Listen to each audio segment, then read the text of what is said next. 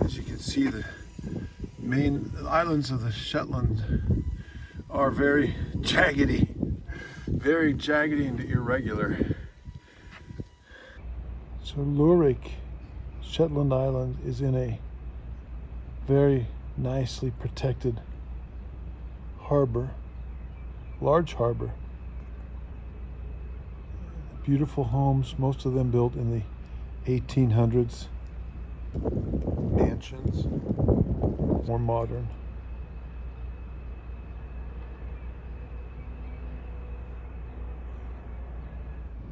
So Lurik is situated in the harbor, but it is a tender port, so we will be taking the little tender boats into shore. You can see the Viking ship in the background. This is a hat tip to the Shetland Islands' Nordic past. The Shetland Islands were part of the Kingdom of Norway until 1476, when it was absorbed, basically given to Scotland, and has been a part of Scotland ever since. There's the waterfront at Lurik. Most of these buildings are from the 17 or 1800s. This is the main street of Lurik. There's proof that Sandy was there. And my voice is proof that I was here.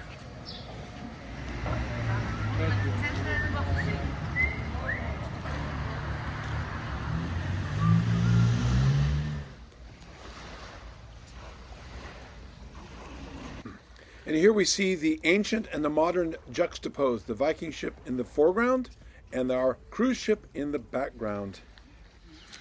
So here is a village in the Shetland Islands.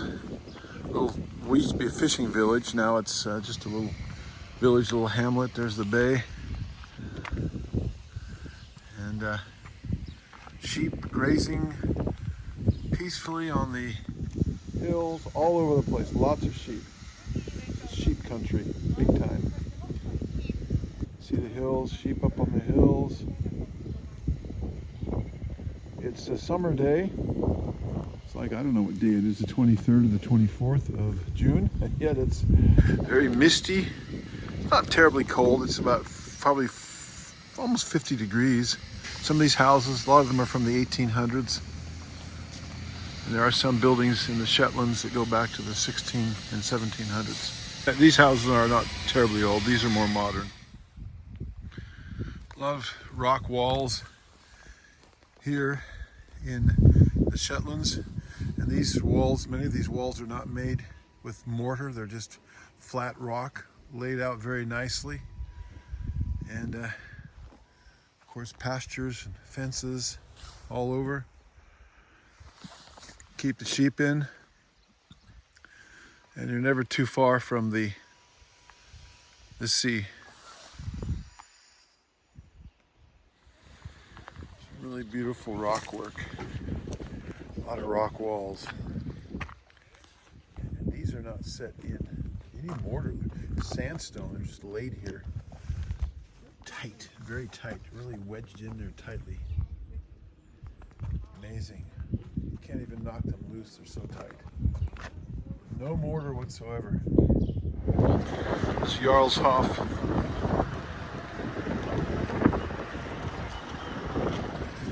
So this spot is really pretty amazing because there's almost 5,000 years of history here in this one spot, going back to about 2700 BC all the way up to the present time, up to the house that was built in the 1800s and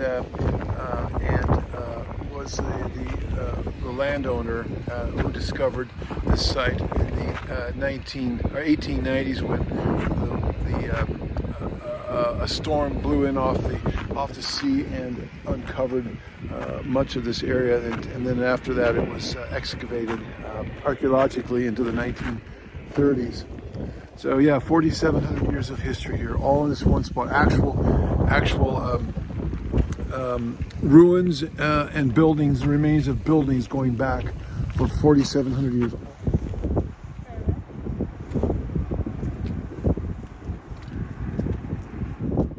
And en route to this archaeological site, we passed some Shetland ponies that were happily hanging out, waiting for the tourists to walk by. Shetland ponies from the Shetland Islands.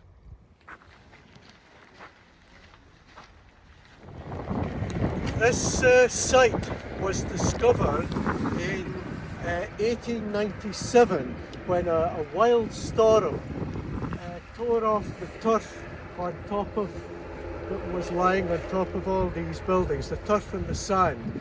And the landowner, who was a man by the surname of Bruce, that was the house that he lived in, that's now the hotel. He discovered that there were remains of buildings underneath, and he and some of his employees set to doing some digging and investigating.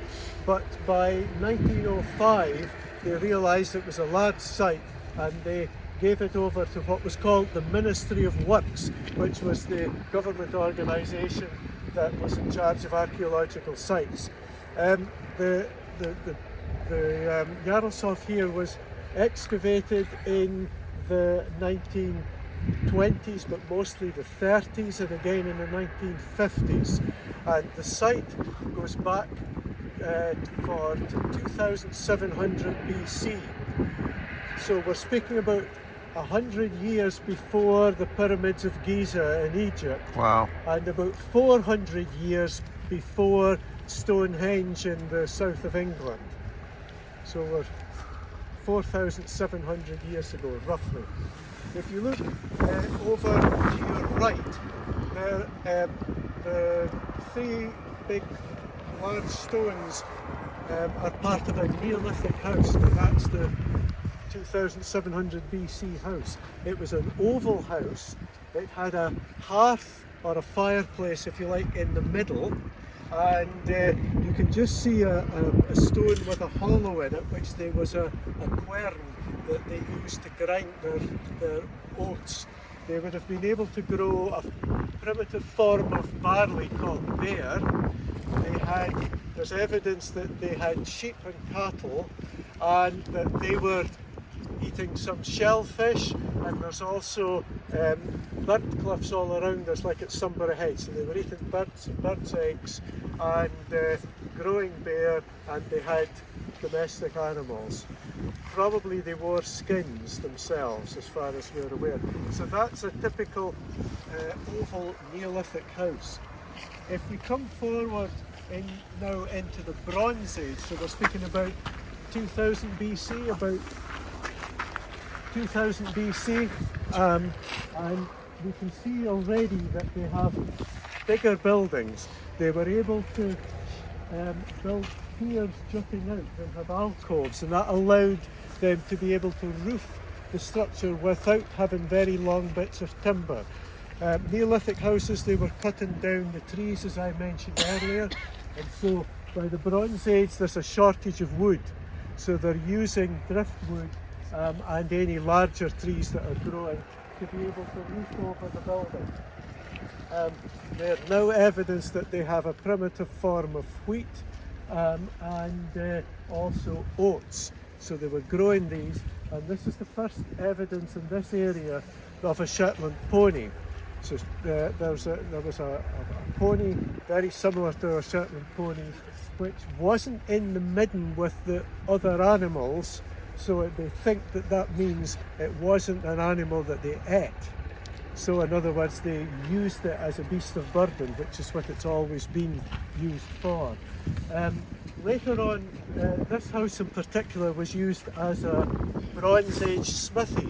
So there was a Bronze Age smelting of bronze going on, which meant they needed copper and they needed iron. Copper and tin, I beg your pardon. There's copper available in Shetland here, not very far away, just 2 or 3 miles away, and also at Sandwich. But there's tin that's only available in the UK down in Cornwall, the most southerly and westerly piece of England. So it showed that there was trade going on even at this time. So 4,000 years ago, people were trading tin in little boats coming up to places like Shetland. So that's quite amazing. They found molds of for axes, axe heads, and other implements that were made of bronze. If we then come forward another 1,000 years or so to about 1,000 BC, then we're going into the Iron Age, 1,000 to maybe 500 BC, and this large roundish house is an Iron Age house, and by the Iron Age they're beginning to have personal possessions. They're cupboards and alcoves in the wall to keep things, and by this stage they think there may have been learning to weave. There was an evidence of upright looms, so they may have been using or creating fabric of sorts for clothing. The Iron Age also used things called souterrains. You see the grill there. There's a grill that goes into an underground chamber, which they think was used as storage under the ground. Temperature is a little bit more constant, and they would keep and preserve food down in souterrains. And again, they're looking at a slightly larger building, so their roofing techniques must have improved and their building techniques improved. So that's the succession of the three different ages.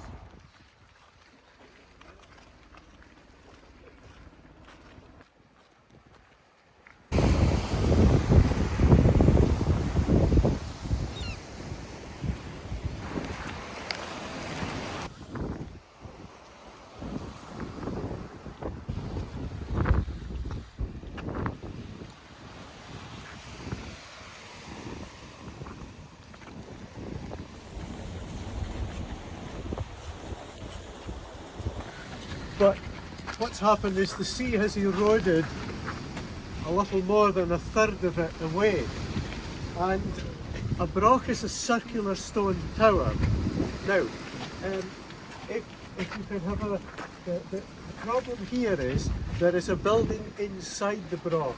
So where this man is standing here, round to where there's a gentleman standing over there, that is it's a circular building that's inside the broch, and the original broch that we're actually trying to look at goes between the lady and the cream and that's it, with the turquoise umbrella, to this gentleman here. That's part of the broch wall. It's very thick, and that one has a chamber built inside it, and that goes all the way around.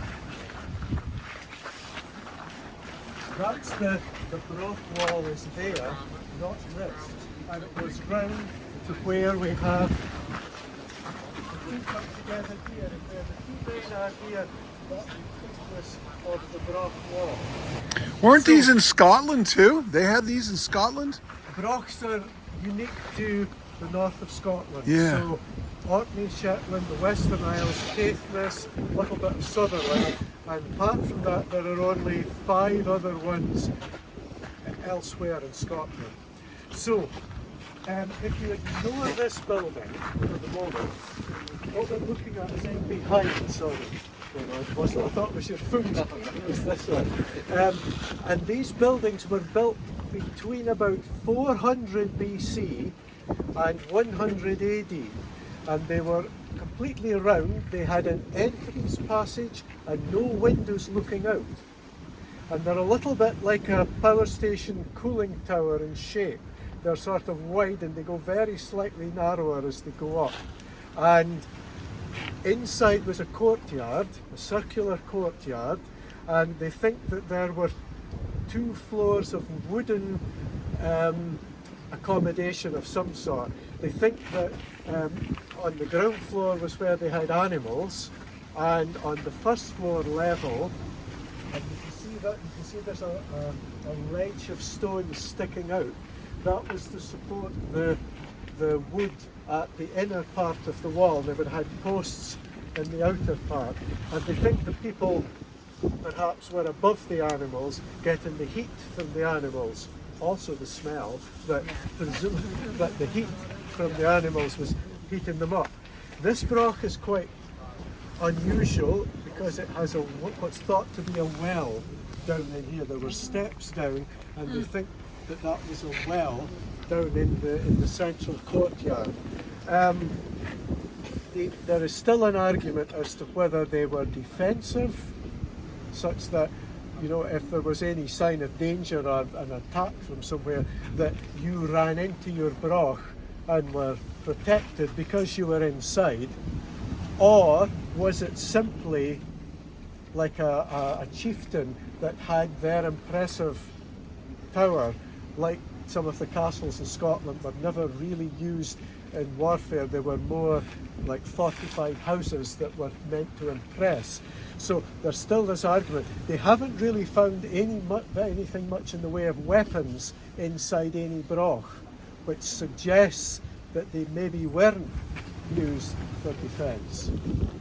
But they all brochs have an entrance passage which is low, not because the people were small, but so that you had to come in like this. And if you were coming in single file like that, it's easy to bump people off if they come in with their head down.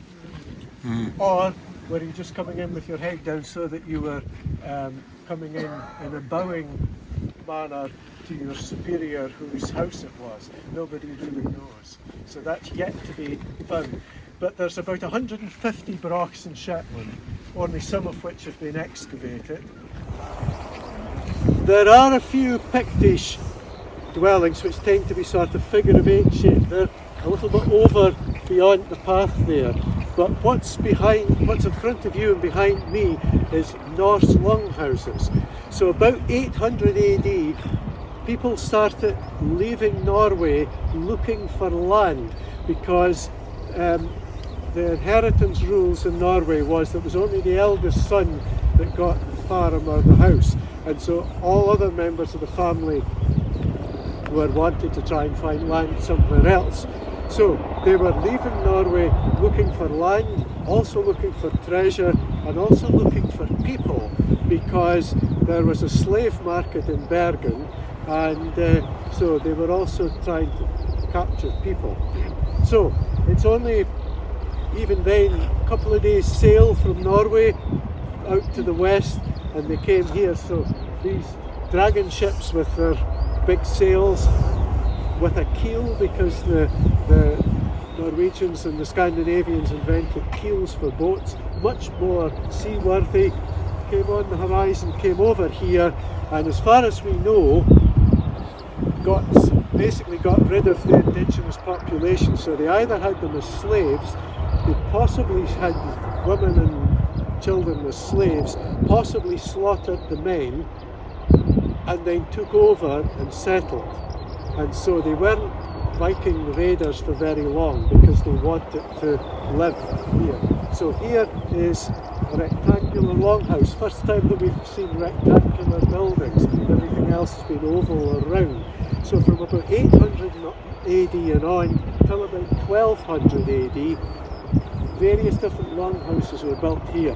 Longhouses in Scandinavia are built of wood mostly, but here they only had stone.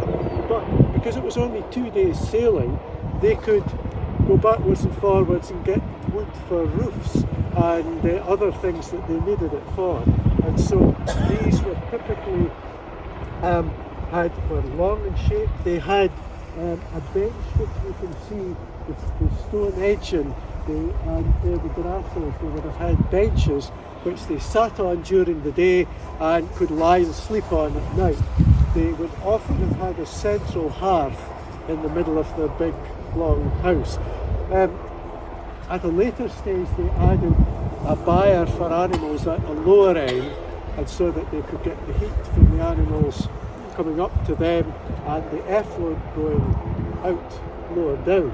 And also a kitchen tended to be added on as a separate cookhouse with a hearth in at the end there. So these were very long and had longer bits added on to them. 1469, that was when the King James III of Scotland married Princess Margaret of Denmark, who was the Danish king's daughter. Now, the Danish king was meant to provide a dowry for the wedding, but he was notoriously always short of cash. So what he did was he temporarily gave or pawned Orkney and Shetland to the Scottish king, just temporarily until he had enough cash to pay the wedding dowry. Well, he never ever had enough cash to pay for the wedding dowry, and so by default we became Scottish at that point. And over the following years, more and more, there was more and more Scottish influence. About 100 odd years later, you've maybe heard of Mary Queen of Scots.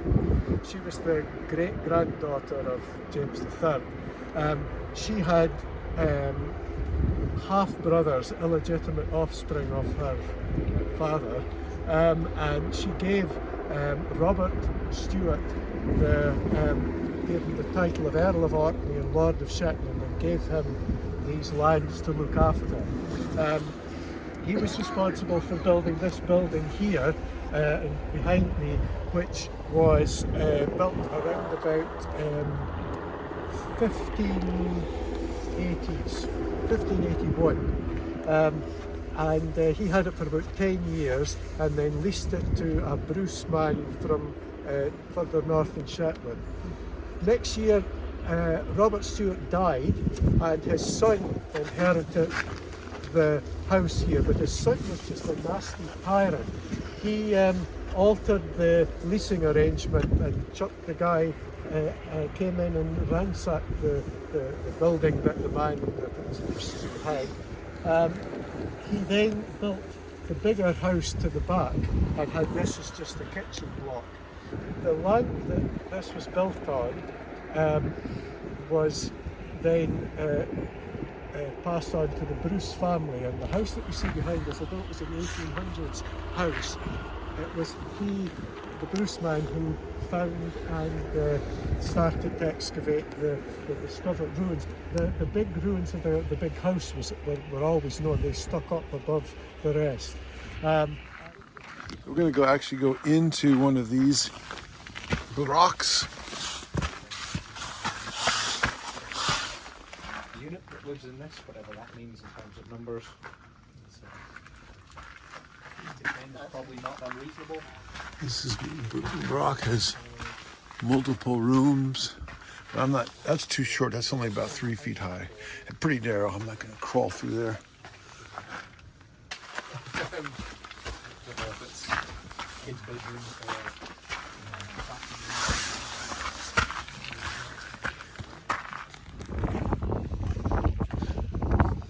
This is it was a Viking longhouse from about 800 to 1200 AD. And this is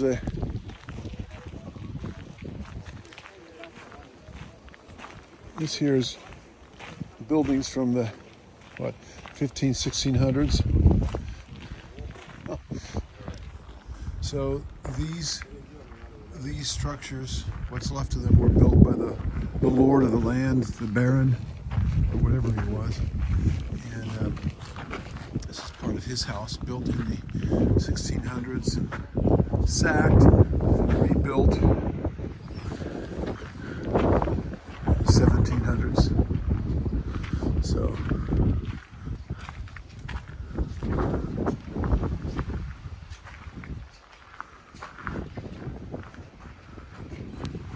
some little flowers growing in the niches of the rocks, and little grasses.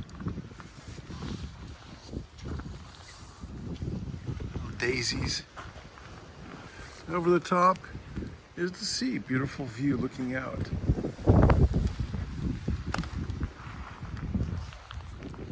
And the lichens are really long. You don't see lichens growing this long. They're just really old lichens. So here are the original, very first ones we looked at. Going back to ancient 2700 BC times. You can see these milling stones. They ground a primitive form of barley There's several of these here. Isn't that amazing? Going back for thousands of years. And as our ship was cruising out of the port of Lourik, a Scottish Coast Guard helicopter suddenly appeared and hovered over the bow of the ship for about 10-15 minutes. Don't know what he was doing, but it was interesting to watch. And then he took off, and that was that. And thus ended our day in the Shetland Islands. Thank you for watching.